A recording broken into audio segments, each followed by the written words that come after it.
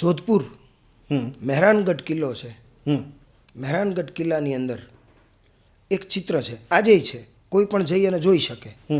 મહેરાનગઢ કિલ્લાની અંદર એક ચિત્ર છે જેની અંદર 5-6 સિંહ છે અને વચ્ચે એક નરસિંહ છે. એટલે કિશોર અવસ્થાનો બાળક છે, પણ એ નથી બાળક જેવો લાગતો, નથી સિંહ જેવો લાગતો. એનું વર્તન સિંહ જેવું છે, પણ એનું શરીર છે એ પુરુષનું, મનુષ્યનું છે. એ ચિત્ર રૂડયાર્ડ કિપલિંગ નામના એક અંગ્રેજ અધિકારી, એણે એ ચિત્ર જોયા પછી એનો ઇતિહાસ પૂછેલો. આપણને આશ્ચર્ય થાય કે આ આપણો ઇતિહાસ છે. રાષ્ટ્રકૂટ નામની એક શાખા હતી જે દક્ષિણ ભારતમાં હતી.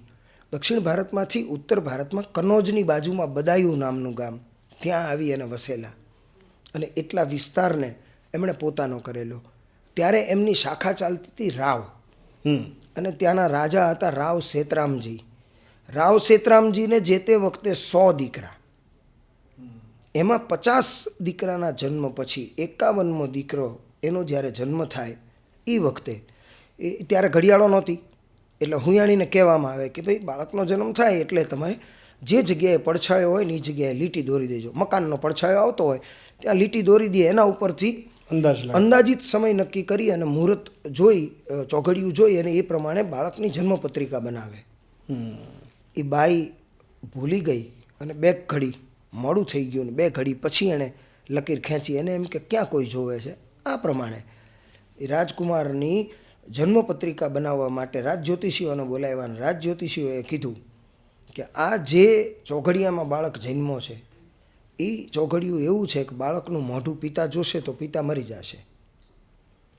સેતરામજીએ કીધું આપણે 50 દીકરા છે, આ દીકરો નહીં હોય તો કાંઈ ફેર નહીં પડે, મારે જીવવું છે, એટલે આ દીકરાને મારી નાખો. જલ્લાદોને બોલાવ્યા, જલ્લાદોને કીધું કે આને મારી નાખો. એનું મોઢું એ નહોતું જોયું અને એને જલ્લાદો લઈને નીકળી ગયા. જલ્લાદ હતા પણ અંતે તો માણસ હતા ને. એને એમ થયું કે એક દિવસનું તાજું જન્મેલું બાળક, આનો એવો શું દોષ, આને શું કામ મારવું આપણે? ભલે આપણું કામ છે, રાજા આપણને એના પૈસા આપે છે, પણ આ ન કરાય. આમાં આપણે કુદરતના ગુનેગાર થઈ, એટલે એ બાળકને એક સિંહની બોળમાં દેડવી દે. હવે કુદરતી બનેલું એવું કે એ જ દિવસે સિંહણે એક બચ્ચાને જન્મ આપેલો. સિંહણની માનસિકતા એવી થઈ ગઈ કે મેં 2 બચ્ચાને જન્મ આપ્યો છે, એટલે બેયને ઉછેરીને મોટા કરે. હવે આ તો ડાર્વિનનો નિયમ છે, તમે જેની ભેગા રહ્યો ને જેવા કામ કરો એવા થઈ જાઓ. એટલે અમુક વર્ષો પછી એ બાળક છે એ સિંહોની વચ્ચે રહેનારો, એટલે સિંહ જેવો થઈ ગયો. સિંહોની હારે બથોડા લે, નખ મોટા, દાંત મોટા, વાળ મોટા, 4 પગે હાલે અને સિંહની જેમ ઊંઘકાર્યું કરે. હવે એ બાળક જ્યારે કિશોર અવસ્થાએ પહોંચ્યો, 10-12 વર્ષની ઉંમરે, એ સમયે એ 5 સિંહની હારે બથોડા લેતો હતો. અને એ વખતે રાજસ્થાનના પાલી જિલ્લાના પાલીવાલ બ્રાહ્મણો, એ એમને ત્યાં લૂંટનો બહુ ત્રાસ હતો, લૂંટારુઓનો, એટલે પોતાના માટે એક સારો સેનાપતિ ગોતવા માટે ઉત્તર ભારત ગયેલા. એ બદાયુના જંગલોમાં થઈને નીકળ્યા ને એમણે આ જોયું. એટલે એમણે આવી અને સેતરામજીને કીધું કે તમારા જંગલમાં એક કૌતક છે. કે કેમ? કે આવું આવું જોયું અમે, એક ટાબર, એક બાળક, એ 5 સિંહને બથોડા લે ને આમ કરીને ધક્કો મારીને સિંહને પાડી દે. આ તાકાતવાળું બાળક? કે બને નહીં. કે હા છે. જલ્લાદો ત્યાં બેઠા હતા. એણે કીધું કેવડું બાળક છે? કે આશરે 12 વર્ષનું. જલ્લાદોને નક્કી થઈ ગયું 12 વર્ષ પહેલાં આપણે જે દેડવી દીધો હતો ને એ હોય તો હોય. એટલે મહારાજને કીધું કે મહારાજ માફ કરો. તો કહી કે 7 ખૂન માફ. બોલ. કે ઓલો બાળક છે ને એ તમારું છે. કે કેમ? કે આવી ઘટના બની હતી ને અમે ત્યાં એને દેડવીને અવતાર્યા હતા, અમે એને માર્યો નહોતો. કાંઈ વાંધો નહીં. હુયાણી બેઠી હતી, એણે કીધું કે મહારાજ માફ કરો. તો એક વાત કહું. કે શું? કે 2 ઘડી હું ચૂકી ગઈ હતી અને 2 ઘડી પછી મેં લકીર દોરી હતી. એની જે જન્મપત્રિકા હતી એનાથી 2 ઘડી પહેલાંની જન્મપત્રિકા એ ફરીને રાજ જ્યોતિષી પાસે બનાવડાવવામાં આવી. રાજ જ્યોતિષીએ કીધું કે આ તો ચક્રવર્તી બને એટલો તાકાતવાળો પુરુષ છે આ. એને ત્યાંથી લઈ આવ્યા. એને લઈ આવી, માણસોની રહેન સહેન શીખવાડી અને એને મગજમાં નાખ્યું કે તું સેતરામજીનો દીકરો છો અને તારા કરતાં આ 50 ભાઈઓ મોટા છે ને આ 49 નાના છે. એટલે રાજસ્થાનમાં એક આ કહેવત છે કે ગુનચાસા સિંહો વડો ને સિંહા વડા 50. 49 એનું નામ રાવ સિંહાજી હતું, રામસિંહ. કેમ કે એ સિંહની વચ્ચે રહીને મોટા થયેલા એટલે એને સિંહાજી નામ આપેલું.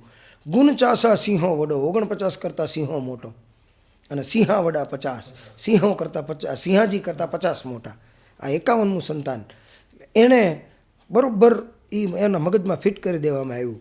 પણ ઓલું જે અંગબળ હતું, એટલે ઓલા પાલીવાલ બ્રાહ્મણોએ કીધું કે અમે આને સેનાપતિ તરીકે લઈ જઈએ. તો સેતરામજીએ કીધું મારે 100 દીકરા છે, તમને 100માંથી જે અનુકૂળ આવે એ દીકરાને લઈ જાઓ, એને સેનાપતિ તરીકે રાખો. એને અહીંયા લઈ ગયા અને પાલીની આજુબાજુના વિસ્તારમાં એમને વસાવ્યા. એમને ત્યાં વસાવ્યા ને ત્યાંથી એક શાખાની શરૂઆત થઈ. એ શાખા એટલે રાઠોડ. રાઠોડ શાખાની શરૂઆત ત્યાંથી થઈ. એની પહેલાં એમને રાવ શાખા લાગતી હતી. હવે વાત હું એ કરતો હતો કે આ હેરી પોટરને એ ઓલું જે ચિત્ર જોયું ને, એ ચિત્ર જોયા પછી રૂડયાર્ડ કિપલિંગ નામના એ અંગ્રેજ અધિકારીએ એક પુસ્તક લખ્યું અને એ પુસ્તકનું નામ હતું ધ જંગલ બુક. કોઈ ઇતિહાસના લેખકને મળેલો પહેલો નોબલ પારિતોષિક. એ આપણા ભારતના રાજસ્થાનની ધરતીના એક યુવાન એના જીવન ઉપર આધારિત વાત ઉપરથી લખાયેલા પુસ્તકને મળેલો. એ પુસ્તકનું નામ ધ જંગલ બુક. અને એ પાત્ર એ મોગલી. એના ઉપરથી પછી ફિલ્મ બનાવવામાં આવી અને એ ફિલ્મને પણ ઓસ્કાર એવોર્ડ મળ્યો.